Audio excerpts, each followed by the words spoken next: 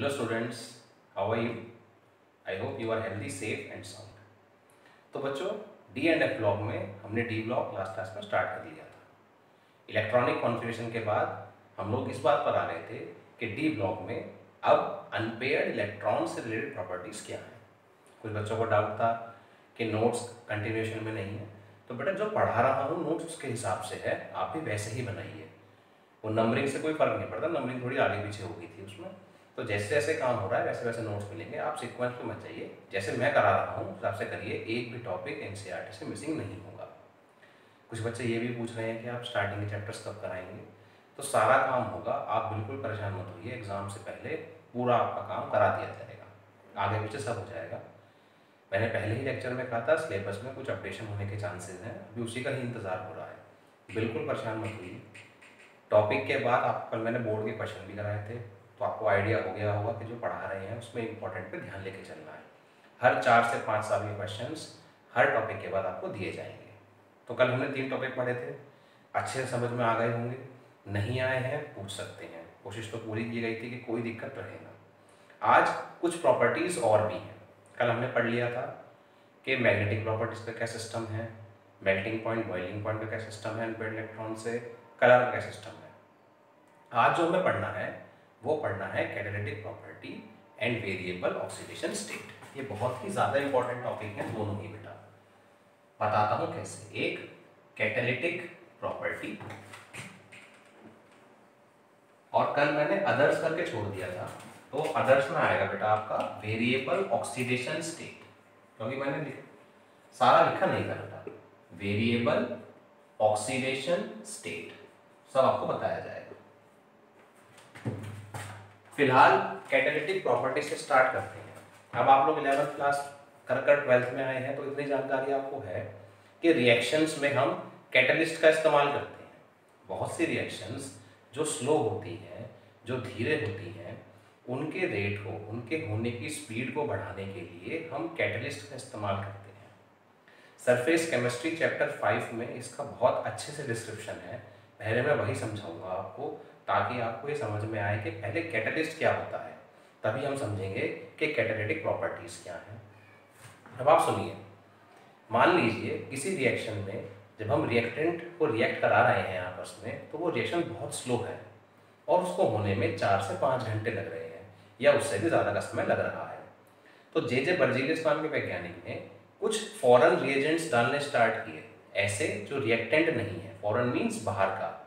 ए और बी की रिएक्शन से सी बनने वाला है, तो इनकी रिएक्शन हो नहीं रही ठीक से, तो उसमें एलिमेंट ई डाल दिया। कुछ नहीं हुआ, कुछ और डाल के देखे, और कुछ एलिमेंट्स ऐसे डले कि जिनके डलने से रिएक्शन तेज हो गई। तो वहाँ से शब्द उन्होंने दिया कैटलिस्ट। कैटलिस्ट वो सब्सटेंस है जो किसी भी रिएक्शन के रेट को बदल देता है, ऑल्टर कर देता है। जनरली तो हम रिएक्शन के रेट को बढ़ाने, रिएक्शन की स्पीड को बढ़ाने के लिए ही इसका इस्तेमाल करते हैं। वैसे कुछ केसेस में रिएक्शन जहाँ बहुत ज़्यादा तेज होती है, वहाँ कैटलिस्ट का इस्तेमाल रिएक्शन के रेट को स्लो करने के लिए भी किया जाता है। चैप्टर 5 में आप पढ़ेंगे कि जो मैकेनिज्म दिया है वो ये दिया गया है कि जो कैटलिस्ट है उसके सरफेस पे फ्री वैलेंसीज है बेटा, कुछ इस प्रकार से। मैं आपको इसका एनसीईआरटी का कटआउट भी दूंगा नोट्स के साथ, तो आप एक बार वहां से भी रीड करेंगे। जो मैं आपसे कहूंगा रीड करने के लिए वो आपको रीड करना है। ये कैटलिस्ट है और इसके सरफेस पे क्या है बेटा, फ्री वैलेंसी। फ्री वैलेंसी का मतलब बेटा यहाँ पर अनपेयर्ड इलेक्ट्रॉन से ही। दो रिएक्टेंट है बेटा ए और बी, जो आपस में ठीक से रिएक्ट नहीं कर रहे। तो कैटलिस्ट क्या करेगा, इनको अपने सरफेस पे एड्सॉर्ब कर लेता है। क्या कर लेता है बेटा, एड्सॉर्ब। दो चीजें होती हैं बेटा, एक एब्सॉर्ब और एक एड्सॉर्ब। जो सरफेस पे काम होता है वो एड्सॉर्प्शन कहलाता है, और जो अंदर तक चला जाए वो एब्सॉर्प्शन। मैंने बोर्ड पे लिखा तो इंक बोर्ड पे ही रही, तो ये एड्सॉर्प्शन है, लेकिन कपड़े को पानी में भिगोगे तो वो एब्सॉर्प्शन है, AB। तो कैटलिस्ट के सरफेस पे रिएक्टेंट आकर बैठे। पहले रिएक्टेंट बात ही नहीं कर रहे थे आपस में, रिएक्ट ही नहीं कर रहे थे, इंटरेक्ट ही नहीं कर रहे थे, लेकिन कैटलिस्ट ने फ्री वैलेंसीज की वजह से उनको अपने ऊपर बैठा लिया, उनके साथ रिएक्शन करवाई, और कैटलिस्ट की वजह से अब रिएक्टेंट के बीच में बॉन्ड फॉर्मेशन हो गई। बॉन्ड फॉर्मेशन होने के बाद कैटलिस्ट ने अपने सरफेस से इनको निकाल दिया, जिसे हम कहेंगे डिसॉर्प्शन। एडसॉर्प्शन मीन्स बैठना, डिसॉर्प्शन मीन्स निकल जाना। कैटलिस्ट ऐसे का ऐसा ही रहा, इस पर कोई फर्क नहीं पड़ा, लेकिन रिएक्टेंट जो पहले रिएक्ट नहीं कर रहा था वो अब रिएक्ट करके प्रोडक्ट में कन्वर्ट हो चुका है। आप इसको ऐसे समझिए, ये दो दोस्त हैं बेटा और किसी वजह से इनके बीच में कुछ मिसअंडरस्टैंडिंग हो गई है, तो कैटलिस्ट वो होगा जो इनके बीच में सुलह करा दे। ये आपस में बात नहीं कर रहे, इंटरेक्ट नहीं कर रहे, तो प्रोडक्ट कैसे आएगा, दो से दोबारा से कैसे होगी। लेकिन किसी तीसरे बंदे ने आकर इनके बीच में रुकी हुई रिएक्शन को फास्ट कर दिया। अगर मैं एनर्जी के बेसिस पे कहूँ जो केमिकल काइनेटिक्स में है, तो किसी भी रिएक्शन को होने के लिए कुछ एनर्जी रिक्वायर्ड है। अगर उतनी एनर्जी नहीं है तो रिएक्शन नहीं होने की। एग्जाम्पल के तौर पे आप 50 डिग्री सेल्सियस पे चावलों को बॉईल नहीं कर सकते, आपको टेम्परेचर 100 डिग्री के आसपास चाहिए। तो टेम्परेचर बढ़ता है तो एनर्जी भी बढ़ जाती है। सेम उसी प्रकार से कैटलिस्ट क्या करता है, जो किसी भी रिएक्शन में रिक्वायर्ड एनर्जी है उसको कम कर देता है, और जब एनर्जी कम हो जाएगी तो काम आसान होगा। एग्जाम्पल समझिए, बोर्ड में क्वालिफाई करने के लिए सपोज कीजिए 33% मार्क्स रिक्वायर्ड है विदाउट कैटलिस्ट। कैटलिस्ट के आने से 33% से घट के 25% हो गई कट ऑफ। तो काम आसान हुआ कि मुश्किल? काम आसान हुआ। तो कैटलिस्ट वो फॉरेन सब्सटेंस है जो रिएक्शन को तेज करता है। वो कैसे तेज करता है, मैंने छोटा सा मैकेनिज्म समझा दिया जो आपका चैप्टर 5 सरफेस केमिस्ट्री में है। ये पूरा मैकेनिज्म मैं आपको इसका एनसीईआरटी कटआउट भी दूंगा। साथ में मैंने ये भी बताया कि कैटलिस्ट वो होते हैं जो एनर्जी को कम कर देते हैं, जो रिएक्शन में होने के लिए रिक्वायर्ड है। तो वो उसे बोलते हैं एक्टिवेशन एनर्जी, और इसी की वजह से रिएक्शन आपकी फास्टर हो जाती है। अब आपने अगर कैटलिस्ट सुने हो तो सुने होंगे आपने निकेल, कैडमियम, मरकरी, इस तरह के एलिमेंट हमने सुने हैं कैटलिस्ट में जो इस्तेमाल होते हैं, आयरन, कोबाल्ट। तो ये सारे एलिमेंट्स बेटा डी ब्लॉक के हैं और इसीलिए ये कैटलिस्ट के रूप में इस्तेमाल होते हैं, क्योंकि इनके पास बहुत से अनपेयर्ड इलेक्ट्रॉन्स होते हैं। उसकी वजह से ये रिएक्टेंट को अपने सरफेस पे एब्जॉर्ब कर सकते हैं। इनके पास डी के ऑर्बिटल्स भी खाली होते हैं, जिसकी वजह से रिएक्टेंट के साथ इंटरमीडिएट बनाने में आसानी होती है। ये रिएक्टेंट है, ये प्रोडक्ट है। ये जो बीच की कंडीशन होती है बेटा, जहाँ अभी रिएक्टेंट ना तो रिएक्टेंट रहा ना प्रोडक्ट। सपोज कीजिए खाना बनने में या चावल बॉईल होने में 20 मिनट लगते हैं मान लीजिए, और अभी 10 मिनट हुए हैं, तो ना वो कच्चे हैं ना वो पक्के हैं, बीच की स्टेट है, उसे बोलते हैं इंटरमीडिएट। तो एक नंबर का सवाल, D block elements act as catalyst because they have free valencies.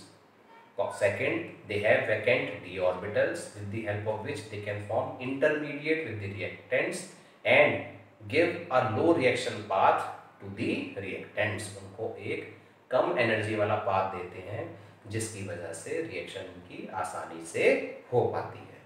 ये वाला टॉपिक आपका बेटा पूरा हुआ।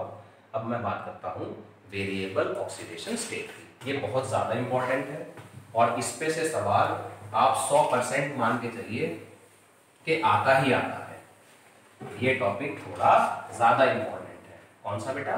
Variable oxidation state.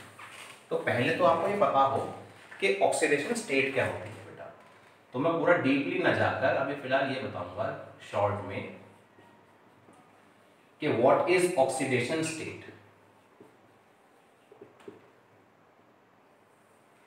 कोई एलिमेंट इलेक्ट्रॉन लूज करता है, कोई एलिमेंट इलेक्ट्रॉन गेन करता है, सही है। तो उनके ऊपर कुछ ना कुछ चार्ज आएगा, उसी को कहा जाता है ऑक्सीडेशन स्टेट। जो कोवेलेंट कंपाउंड होते हैं जैसे कि बेटा HCl है, तो कोवेलेंट कंपाउंड में ये कहा गया जो इलेक्ट्रॉन खींच रहा है उसको नेगेटिव दे दीजिए, जो नहीं खींच रहा है उसको पॉजिटिव। जितने खींच रहा है उतने नेगेटिव, जितने दे रहा है उतने पॉजिटिव। फॉर एग्जाम्पल HCl में Cl ने 1 खींचा है -1 और H ने 1 दिया है +1। H2O में इलेक्ट्रोनेगेटिविटी की अगर बात करूं तो इलेक्ट्रॉन खींचने की पावर ऑक्सीजन की बहुत ज़्यादा है।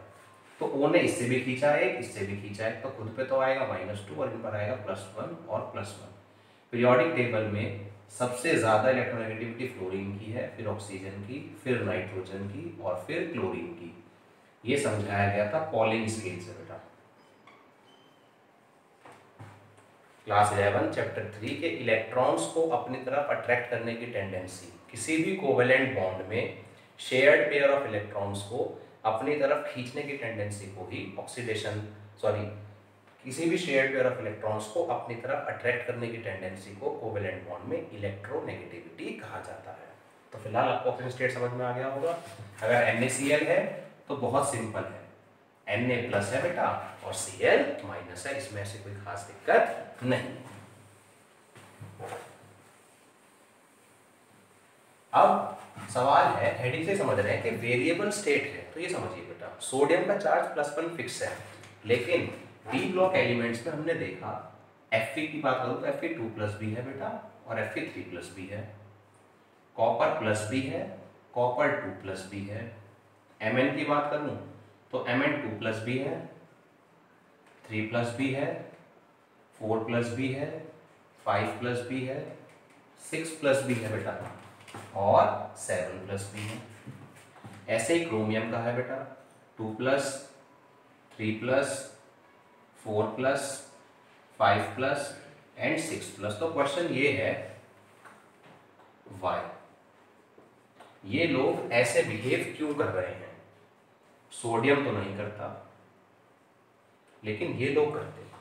कारण फिर से वही कि इनके पास d ऑर्बिटल्स में अनपेयर्ड इलेक्ट्रॉन ज्यादा है। कुछ और रीजन भी है, मैं अभी बताता हूं बेटा। जो मेन कारण है वो ये है, इसके 2 रीजन है। कीवर्ड्स की बात हुई थी, CBSE बोर्ड, बहुत ही इंपॉर्टेंट क्वेश्चन है। बात क्या हुई थी कि भाई N-1D 1 to 10 NS0 to 2 have comparable energy. क्या है बेटा इनकी? कंपेरेबल एनर्जी, यानी कि इन दोनों में एनर्जी जो है वो काफी आसपास है। तो इसीलिए जब इलेक्ट्रॉन निकलने की बात आएगी तो S में से निकलने के बाद तुरंत D में से भी इलेक्ट्रॉन निकल जाएंगे। अगर S से भी निकल सकते हैं तो D से भी निकल सकते हैं, अनटिल और अनलेस आप स्टेबल अरेंजमेंट में ना आ रहे हो। स्टेबल अरेंजमेंट 3 होते हैं, D0, D5, D10। आज मैं आपको एक और स्टेबल अरेंजमेंट सिखाऊंगा।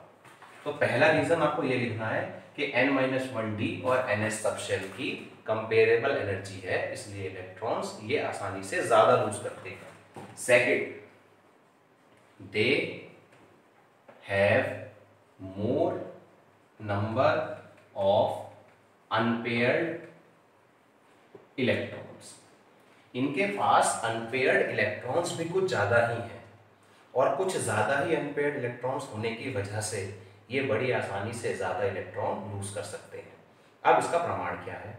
आपको मैं एक पिक भेजूंगा नोट के साथ, आप देखेंगे उसमें कि मैग्नीज और क्रोमियम Mn एंड क्रोमियम 24 और 25, argon 3d5 4s2, argon 3d5 4s1। इसके पास है बेटा 6 एम्पेयर और इसके पास है बेटा 5 एम्पेयर, और अपनी पूरी सीरीज में इनके पास सबसे ज्यादा अनपेयर्ड हैं।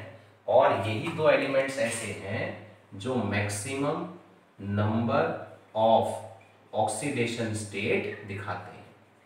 ये सबसे ज्यादा ऑक्सीडेशन स्टेट दिखाते हैं। यहां देखिए आपको टेबल में दिखाई दे रही होगी। स्कैंडियम एक ही स्टेट दिखाता है, जिंक भी एक ही स्टेट दिखाता है, लेकिन कुछ एलिमेंट्स ऐसे हैं जो ज्यादा स्टेट दिखाते हैं। तो यहीं से आपके एक एक पॉइंट के सवाल बनते हैं। पहला सवाल आपका हो चुका कि भाई ये वेरिएबल ऑक्सीजन स्टेट क्यों दिखाते हैं, क्योंकि इनऑर्गेनिक में रीजनिंग पे सवाल चलना है। तो दो पॉइंट का आंसर, इसके अलावा तीसरा पॉइंट कोई नहीं है। क्या कि N-1D और NS की एनर्जी कंपेरेबल है, इसलिए दोनों में से इलेक्ट्रॉन चले जाते हैं। तो ज्यादा है तो ज्यादा लूज करेंगे, एनर्जी कम मिली तो 2 गए, ज्यादा मिली तो 4, और ज्यादा गए तो 5। और अनपेयर्ड जिनके पास ज्यादा है वो ज्यादा लूज कर पाते हैं इलेक्ट्रॉन्स। अब कुछ इसमें इंपॉर्टेंट पॉइंट्स आते हैं बेटा। इंपॉर्टेंट पॉइंट्स क्या है? वो सब के सब भी इलेक्ट्रॉनिक कॉन्फिगरेशन के आसपास चलेंगे। इस पहला point, zinc and scandium shows only one, या मैं ओनली ना कहकर मैं बोलूंगा few ऑक्सीडेशन स्टेट,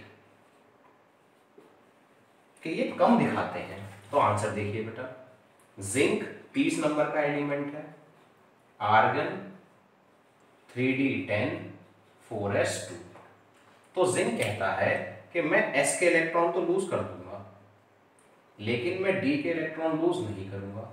अब आप भी पहली क्लास से पढ़ते हुए अगर आ रहे हैं ठीक से, तो इतनी जानकारी आपको भी है कि ये सिमेट्रिकल है, सिमेट्रिकल कॉन्फ़िगरेशन, और ये स्टेबल भी ज्यादा है। तो ये क्यों लूज करेगा? हर कोई स्टेबल होना चाहता है बेटा। आप पढ़ रहे हैं क्योंकि आप स्टेबल होना चाहते हैं भविष्य में, आप कहीं अच्छे पोस्ट पर काम करना चाहते हैं, कुछ अच्छा बिजनेस करना चाहते हैं, कुछ अच्छा काम करना चाहते हैं, इसलिए आप पढ़ रहे हैं। तो हर कोई एलिमेंट भी स्टेबल होना चाहता है। अब उसके लिए या तो वो इलेक्ट्रॉन देता है या फिर वो इलेक्ट्रॉन लेता है। अभी हम मेटल्स के बारे में पढ़ रहे हैं तो इलेक्ट्रॉन दिए जाएंगे ना कि लिए जाएंगे। उसके बाद स्कैंडियम की बात देखते हैं बेटा। इसीलिए मैंने आपसे कहा था इलेक्ट्रॉनिक कॉन्फ़िगरेशन तो इस चैप्टर की जड़ है। अगर इलेक्ट्रॉनिक कॉन्फ़िगरेशन नहीं आता तो कुछ नहीं आता। 3d1 4s2। जब स्कैंडियम से कहा गया कि आप कितने इलेक्ट्रॉन्स देना चाहते हैं, उसने कहा 1 भी दे दूंगा, 2 भी दे दूंगा, लेकिन मैं 3 में ज़्यादा स्टेबल हूँ। क्यों? क्योंकि मैं 3d10 हो जाऊंगा, 3d0 हो जाऊंगा। क्यों? क्या हो गया इससे? ये भी स्टेबल हो गया। डी में 0 इलेक्ट्रॉन ही नहीं है, stable. D half filled symmetrical stable, D fully filled stable. इसके अलावा एक और कैसे भी आएगा वो भी मैं आपको बताऊंगा। तो यहाँ से क्या समझ में आई? एक सवाल यहाँ से क्लियर हुआ आपका, जिंक भी ज्यादा इलेक्ट्रॉन लूज नहीं कर पा रहा, ना ही स्कैंडियम। वजह कि भैया ये 2 इलेक्ट्रॉन छोड़ के जिंक स्टेबल, 3 छोड़कर ये स्टेबल, तो ये इसी में रहना चाहते हैं। इसलिए सवाल आता है कि स्कैंडियम 3+ के अलावा और कोई स्टेट क्यों नहीं दिखाता? क्योंकि भैया वो स्टेबल हो गया। तो यहाँ पर कॉन्फ़िगरेशन से ही आंसर आएगा। इसको कॉन्फ़िगरेशन नहीं आता, वो अनपेयर्ड काउंट नहीं कर पाएगा, अनपेयर्ड काउंट नहीं कर पाएगा। तो आप देखिए आपका कितना सारा सेक्शन छूट जाएगा। ठीक है ना? तीसरा लेक्चर चल रहा है बेटा आज, और हम इसमें अभी भी कॉन्फ़िगरेशन पे ही चल रहे हैं, लेकिन बातें नई नई आने लगी हैं। ये टॉपिक बहुत ज़्यादा इंपॉर्टेंट है, इस पर सवाल काफ़ी बार आ चुका है, काफ़ी बार। मैं आपको जब टॉपिक दूंगा तो सवाल भी साथ में आपको मिलेंगे बेटा। अब पहला पॉइंट हो गया, दूसरे पॉइंट पर आते हैं बेटा। सवाल है जो मैं आपसे कह रहा था, नया पॉइंट, वो ये कि जो क्रोमियम है बेटा, जो Cr है, shows +3 and +6 oxidation state, +3 and +6 oxidation state more frequently. ये बड़ी आसानी से +3 और +6 की स्टेट दिखा देता है। तो पहले +6 को देखते हैं। तो क्रोमियम का नंबर है 24, है ये आर्गन, 3d5 है और 4s1 है।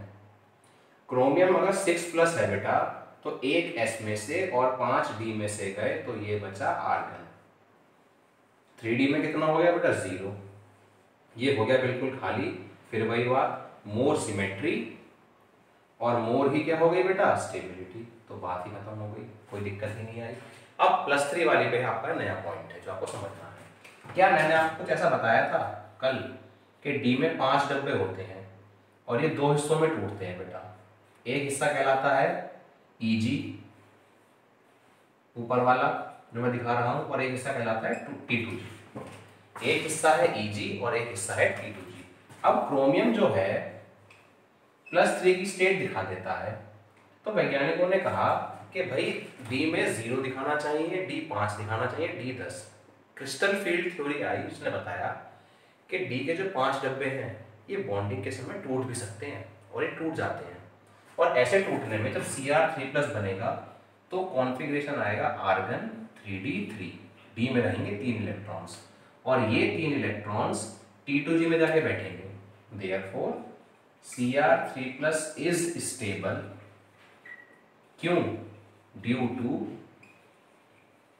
Half filled T2G orbitals. इन्हीं ऑर्बिटल्स की वजह से ये स्टेबल हो जाता है। बहुत ही ज्यादा इंपॉर्टेंट पॉइंट है, पूरा ध्यान रखेंगे आप इसको, वेरी वेरी इंपॉर्टेंट, क्योंकि बच्चे D0, D5 और D10 को तो याद रखते हैं लेकिन D3 को याद नहीं रखते और यहीं से बन जाती है एक्सेप्शन। आपको D3 वाला पॉइंट, T2G3 वाला पॉइंट, दोबारा बोलूँगा T2G3 वाला पॉइंट बिल्कुल अपने मन में फिट कर लेना है क्रोमियम के लिए और वेनेडियम के लिए। दोनों आसपास के एलिमेंट है, यही शो करते हैं। अच्छा, सारे रूल सारे एलिमेंट्स में नहीं लगते बेटा, कारण है इसका, हर एलिमेंट की केमिकल रिएक्शन कराई गई और उसने जो कंपाउंड शो करा तो वो उसमें स्टेबल होगा, जो कंपाउंड फॉर्मेशन होगी। तो जो कंपाउंड फॉर्मेशन होती है बेटा उसके बेसिस पे रिजल्ट निकलते हैं। अब आप कह रहे हैं कि सारे एलिमेंट में चीज लगा दी जाए तो वो एप्लीकेबल नहीं होती। हर एलिमेंट का अपना न्यूक्लियर चार्ज है, अपना नेचर है, उसी के हिसाब से वो बिहेवियर शो करता है। इसलिए केमिस्ट्री में एक्सेप्शन ज़्यादा आती हैं, हर एलिमेंट की कंडीशन के साथ साथ रिएक्शन चेंज हो जाती है। ये बहुत ही इंपॉर्टेंट पॉइंट का ध्यान रखेंगे। अब अगले पॉइंट पर आते हैं।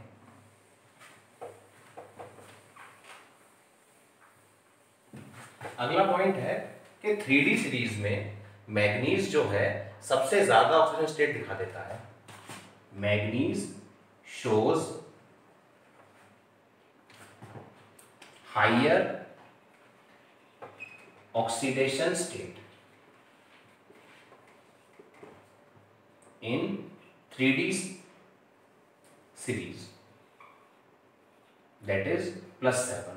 कह रहे हैं +7 की स्टेट पे दिखा रहा है, 7 इलेक्ट्रॉन छोड़ पा रहा है। तो भैया कितनी बार बताई जाएगी एक बात कि हर एलिमेंट स्टेबल होने की कोशिश कर रहा है और अनपेयर्ड इलेक्ट्रॉन्स जिसके पास ज़्यादा है वो ज़्यादा स्टेट शो करता है। बच्चों को लगता है कि यार क्रोमियम को छोड़ना चाहिए, लेकिन क्रोमियम के पास तो इलेक्ट्रॉन बेटा 6 ही है केवल, लेकिन इसके पास 7 है। क्रोमियम के पास D में है 5 इलेक्ट्रॉन, S में है 1, टोटल हो गए 6 इलेक्ट्रॉन्स बैलेंस में, अनपेयर्ड भी 6।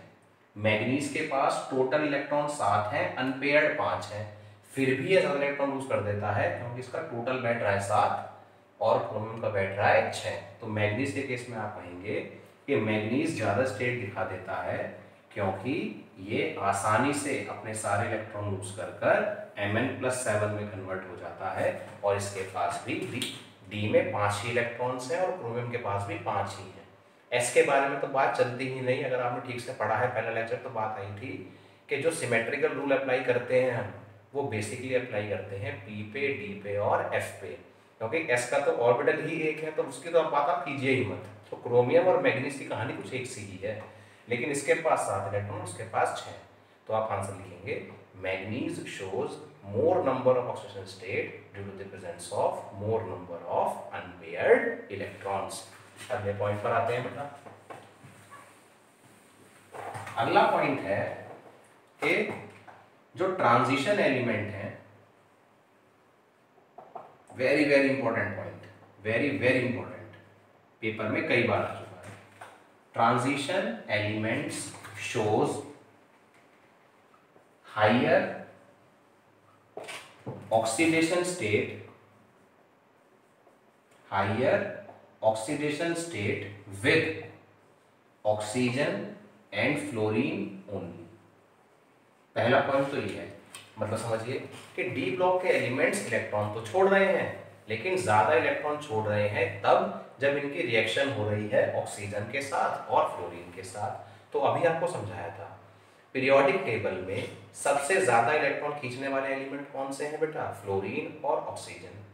मेटल्स इलेक्ट्रॉन देना चाहते हैं, फ्लोरीन ऑक्सीजन लेना चाहते हैं, तो ये तो कोई बात ही नहीं होगी, सिंपल सी बात हो गई यहाँ तो कि भाई ये खींचना चाहते हैं, आप मेटल हो, आप देना चाहते हो इलेक्ट्रॉन, तो फिर यही तो लेंगे आपसे। तो इसका आंसर है ड्यू टू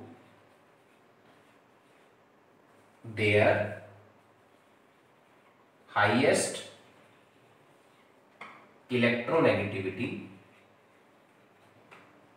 इनकी बात चल रही है बेटा O2 की और F2 की, due to their highest electronegativity in the periodic table, इनके अंदर इलेक्ट्रॉन खींचने की पावर बहुत ज्यादा है। डी ब्लॉक एलिमेंट्स कह रहे हैं हम देंगे इलेक्ट्रॉन, तो भैया इन्हीं को दोगे, क्यों? क्योंकि पीरियोडिक टेबल में सबसे ज्यादा इलेक्ट्रॉन कोई खींच सकता है तो वो फ्लोरीन और ऑक्सीजन है, नंबर 1 पे फ्लोरीन और सेकंड नंबर पे ऑक्सीजन है। अब बोर्ड में इससे भी डीप जाते हैं कि अब बताओ इन दोनों में से कौन होगा, कौन होगा ऑक्सीजन में से और कौन होगा फ्लोरीन में से। तो उसका आंसर मैं आपसे कहूंगा, आप सोचिए एक बार कि ज्यादा इलेक्ट्रॉन किसको लेना चाहिए, ऑक्सीजन को या फ्लोरीन को। अगर मैं कंपैरिजन कराऊं, more positive out of O2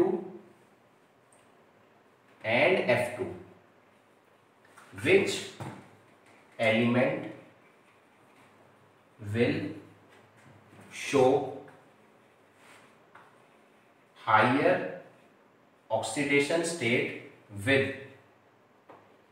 transition element। इन दोनों में से अगर मैं सवाल को और सिंपली इंटरप्रेट करूं तो इन दोनों में से ऑक्सीजन और फ्लोरीन में से डी ब्लॉक एलिमेंट्स के ज्यादा इलेक्ट्रॉन निकालने में कौन केपेबल होगा। तो इसका आंसर देखिएगा क्या है। जब ऑक्सीजन की बात आई बेटा, तो ऑक्सीजन ने दो इलेक्ट्रॉन लिए। आप सब जानते हैं कि ऑक्सीजन 2 इलेक्ट्रॉन ले सकता है। ये हमारा परमैग्नेट आयन है, आपने नाम सुना होगा पोटेशियम परमैग्नेट, ये वहां से है। अब एक ऑक्सीजन बड़ी आसानी से 2 इलेक्ट्रॉन ले सकता है, तो इसका ऑक्सीडेशन नंबर -2, इसका भी -2, इसका भी -2, इसका -1 और एक -1 का चार्ज है।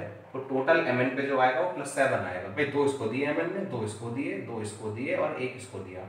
एक इसने बाहर से ले लिया, बाहर किससे, मतलब इससे ले लिया, तो नाम क्या बन गया, पोटेशियम परमैंगनेट।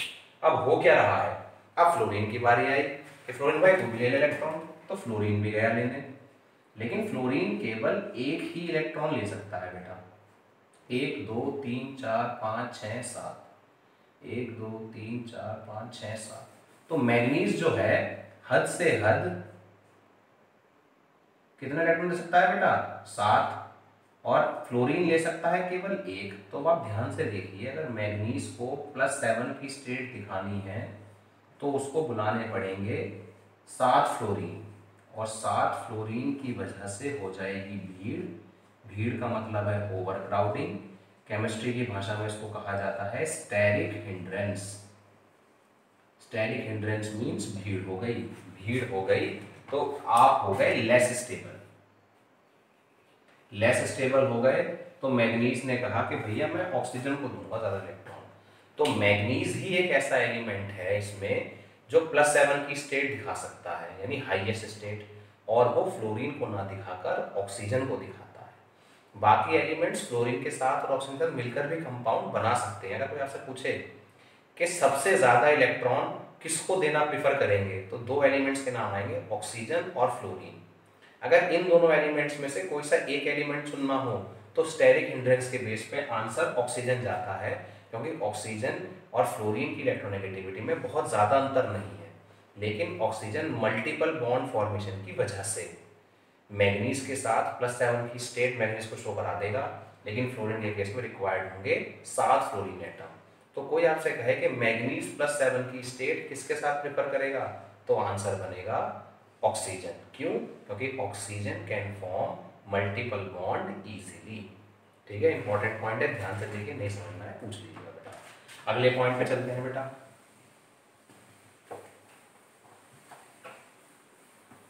अगला पॉइंट कह रहा है बेटा कि मैग्नीज के जो कंपाउंड हैं या किसी भी और एलिमेंट के कंपाउंड हैं, अगर मैं इस तरह से बात करूं 2+ और 7+, तो 2+ वाले कंपाउंड आयनिक हैं और 7+ वाले कंपाउंड कोवेलेंट हैं। इनका बिहेवियर ऐसा हो रहा है क्यों? तो इसके लिए आपको पता होना चाहिए फजान रूल। और फजान रूल को मैं अगर बहुत छोटे उसमें बताऊं आपको, अगर नहीं पता है तो सुनिए ध्यान से। शेयरिंग से बनने वाले कंपाउंड कोवेलेंट, लेकिन इलेक्ट्रॉन के ट्रांसफर से बनने वाले कंपाउंड को हम बोलते हैं आयनिक कंपाउंड। लेकिन इलेक्ट्रॉन के ट्रांसफर से बनने वाले सभी कंपाउंड्स आयनिक प्रॉपर्टीज शो नहीं करते। फजान ने यही एक्सप्लेन करा कि इलेक्ट्रॉन के ट्रांसफर से बनने वाले कंपाउंड के अंदर भी कुछ कोवेलेंट कैरेक्टर आ जाता है। और उन्होंने समझाया कि कटायन अगर छोटा होगा, कटायन अगर छोटा होगा और एनायन अगर बड़ा होगा, तो इनके कॉम्बिनेशन से बनने वाले जो कंपाउंड होंगे उनका कैरेक्टर कोवेलेंट ज्यादा होगा। दोबारा से, ionic compounds have properties of brittleness. जैसे नमक की गोली होती है, नीचे पटकेंगे तो अनइक्वल पीसेस में टूटेगा, ब्रिटल होता है। पानी में इजीली डिसॉल्व होते हैं, melting point, boiling point high होते हैं। तो सभी ट्रांसफर से बनने वाले कंपाउंड को ये प्रॉपर्टी दिखानी चाहिए थी, लेकिन कुछ कंपाउंड्स ने ये प्रॉपर्टी शो नहीं करी। और फजान ने जब सारे कंपाउंड्स को एनालाइज किया तो बताया कि जब जब smaller cation plus larger anion में, स्मॉलर कटायन में और लार्जर एनायन में कॉम्बिनेशन बनेगा तो आपका जो कंपाउंड रहेगा बेटा वो कोवेलेंट रहेगा। तो आपको सिंपल सा बताना है वजह क्या है, ड्यू टू मोर पोलराइजेशन। अब मैं ये भी सिखा देता हूं कि भाई पोलराइजेशन क्या होता है। जब एक छोटा कटायन बड़े एनायन के पास जाता है, आप सबको इतनी जानकारी होनी चाहिए कि कटायन के अंदर अट्रैक्शन ज़्यादा होता है इलेक्ट्रॉन्स के प्रति, एनायन के अंदर अट्रैक्शन कम होता है, क्योंकि कटायन लूज कर देता है इलेक्ट्रॉन तो इलेक्ट्रॉन कम प्रोटॉन ज़्यादा, एनायन गेन करता है तो इलेक्ट्रॉन ज़्यादा प्रोटॉन कम। तो जब कटायन एनायन को पास लाते हैं तो कटायन एनायन के इलेक्ट्रॉन्स को खींचता है। अगर बहुत ज़्यादा खींच लेगा तो नेचर कोवेलेंट हो जाएगा, और एक लिमिट तक खींचेगा तो आयनिक रहेगा। तो कटायन में अगर +2 है तो इसका अट्रैक्शन कम है, +7 है तो इसका अट्रैक्शन बहुत ज़्यादा है, क्योंकि 25 प्रोटॉन हो गए और 18 रह गए। क्या बेटा आपके अंदर 18 क्या रह गए आपके अंदर, 18 रह गए आपके अंदर इलेक्ट्रॉन। इस वाले केस में 25 प्रोटॉन है लेकिन इलेक्ट्रॉन है 23, तो इसमें न्यूक्लियर चार्ज ज़्यादा है। स्मॉलर कटायन है तो हाई न्यूक्लियर चार्ज होगा, स्मॉलर कटायन है तो क्या होगा बेटा, न्यूक्लियर चार्ज ज्यादा होगा। लार्जर एनायन है तो न्यूक्लियर चार्ज क्या होगा बेटा, कम होगा। इसी वजह से आपको बस इस पॉइंट का एक सिंपल सा आंसर है, if cation is smaller then its polarising power और polarisation will be high due to which covalent compounds will be formed. सारे कंपाउंड्स में ये एप्लीकेबल है, बहुत कुछ ही लिमिटेशन होंगी इसकी, वरना हर जगह आप इसको अप्लाई कर सकते हैं। कटायन छोटा ढूंढिए और एनायन बड़ा, जहां ये कॉम्बिनेशन बना वहां कंपाउंड आपका ज्यादा कोवेलेंट कैरेक्टर दिखाएगा और कम दिखाएगा आयनिक कैरेक्टर। अब इस टॉपिक का लास्ट पॉइंट देखते हैं बेटा, और उससे ही हमारा अगला टॉपिक स्टार्ट होगा। इसका नाम है स्टैंडर्ड इलेक्ट्रोड पोटेंशियल, जो हम नेक्स्ट क्लास में करेंगे। अभी बात है कि जो कॉपर है वो पानी के बाहर +1 है और पानी के अंदर Cu2+ है। कारण पानी के बाहर कॉपर प्लस है, आर्गन 3d10, लेकिन पानी के अंदर ये ऐसा क्यों हो गया भाई? हुम्स के रूल के हिसाब से तो 3d10 ही रहना चाहिए था, Q+ ही रहता, Q कैसे बन गया ये, है ना भाई? आप +1 से +2 में कन्वर्ट कैसे हो गए, Q+ से Q' कैसे गए, हमें ये समझाओ। तो इसको समझने के लिए आपको पता होना चाहिए थोड़ी सी जानकारी E0 के बारे में। इसको कहते हैं बेटा इलेक्ट्रोड पोटेंशियल। जब ऊपर ये गोला लग जाता है तो इसको स्टैंडर्ड भी कह दिया जाता है, तो पूरा नाम बनता है बेटा स्टैंडर्ड इलेक्ट्रोड पोटेंशियल। ये डिपेंड करता है 3 बातों पे, सब्लिमेशन पर, आयनाइजेशन पर और बेटा हाइड्रेशन पर। 3 एंथैल्पीज के सम पे डिपेंड करता है, sum of 3 enthalpies. Standard electrode potential हमें यह बताता है कि कौन एलिमेंट कितने इलेक्ट्रॉन लूज करेगा, कैसे करेगा। रिडॉक्स रिएक्शन में 11th क्लास में बात थी, मैं कल आपको नेक्स्ट क्लास में ये पूरा टॉपिक समझाऊंगा। तो कॉपर का आंसर समझिए, पानी के बाहर D+, पानी के अंदर D9। तो copper 2+ have more negative hydration enthalpy, more negative hydration enthalpy, due to which its ionisation enthalpy second is compensated. मैं मतलब समझाऊंगा तो परेशान मत होइए। तीनों एंथैल्पी के सम से पता लगता है कि कौन इलेक्ट्रॉन ज्यादा लूज कर पाएगा और कौन कम, अगर मैं प्रॉपर बात करूं तो। अब तीनों एंथैल्पीज में अगर मैं बात करूं कॉपर 2+ के केस में, तो इलेक्ट्रॉन निकालना बड़ा मुश्किल है। सब्लिमेशन सिंपल होता है, सॉलिड से सीधा वेपर बन जाना। वेपर बनने के बाद इलेक्ट्रॉन निकाले जाएंगे और एक्वस मीडियम में काम चलता है, तो तीनों बातें चलती है हमारे साथ में। तो अब सवाल ये है कि पानी के बाहर D10 है जो कि एक स्टेबल अरेंजमेंट है। D9 जो है उसमें से इलेक्ट्रॉन D10 से D9 में कन्वर्ट करने में एनर्जी बहुत ज्यादा लगती है।